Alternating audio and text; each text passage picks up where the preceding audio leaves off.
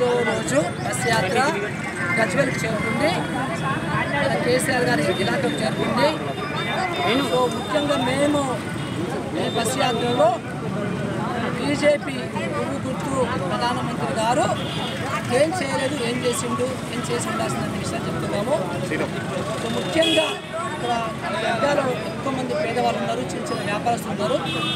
So Modi గారు ఆయన చేసిన అభివృద్ధి గురించి ఆయన స్పీచ్లలో మాట్లాడకుండా సో ప్రతిపక్షాల గురించి మాట్లాడుతున్నాడు, లేకపోతే ఎప్పుడో 50 సంవత్సరాల క్రితం జరిగిన చరిత్ర గురించి మాట్లాడుతున్నాడు. కచ్చి టీవీ అని ఒక అన్నోన్ తెలియని టీవీ గురించి మాట్లాడుతున్నాడు. కానీ ఆయన పేదలకి ఎన్ని కట్టించిండు, అట్లా మధ్యతరగతి వర్గాలకి ఎన్ని మంచి ప్రభుత్వ స్కూళ్ళు కట్టించిండు, ఎన్ని మంచి ప్రభుత్వ ఆసుపత్రులు కట్టించిండు, అట్లాగే ఆయన వాగ్దానం చేసినటువంటి ఉపాధి ఉద్యోగాలు ఎన్ని ఇప్పించిండు, ఇలాంటి విషయాలు మాట్లాడారు. సో అందుకనే మేము మోడీ గారిని ఓడించాలని చెప్పేసి రాష్ట్రంలో తిరిగి చెప్పాల్సిన పరిస్థితి వచ్చింది.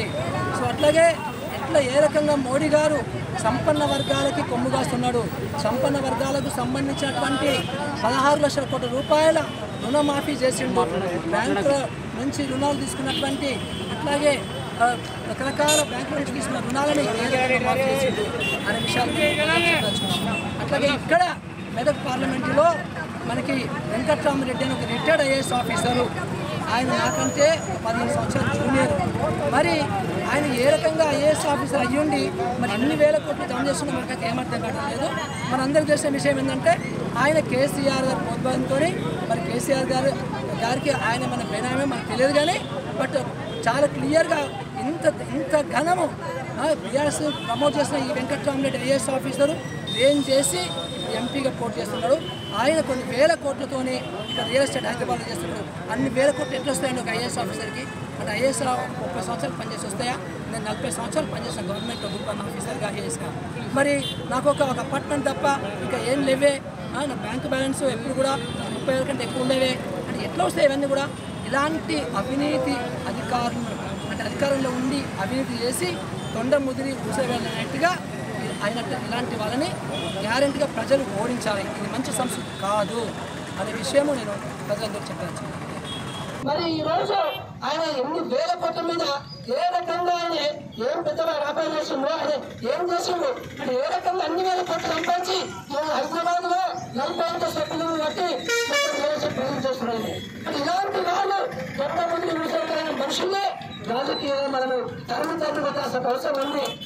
టీఆర్ఎస్ గవర్నమెంట్ పక్కన పెడితే, టీఆర్ఎస్ గురించి పక్కన పెడితే ఈ ముఖ్యంగా వెంకట్రామరెడ్డి లాంటి అవినీతి రాజకీయ నాయకులు అవినీతిని చేసి అధికారంలో ఉన్నప్పుడు అవినీతి చేసి రాజకీయంగా కన్వర్ట్ వాళ్ళని తరిమి పెట్టాలి, ఇలా ఓటు వేయదని చెప్పేసి మిమ్మల్ని అందరినీ కోరుకుంటున్నాను.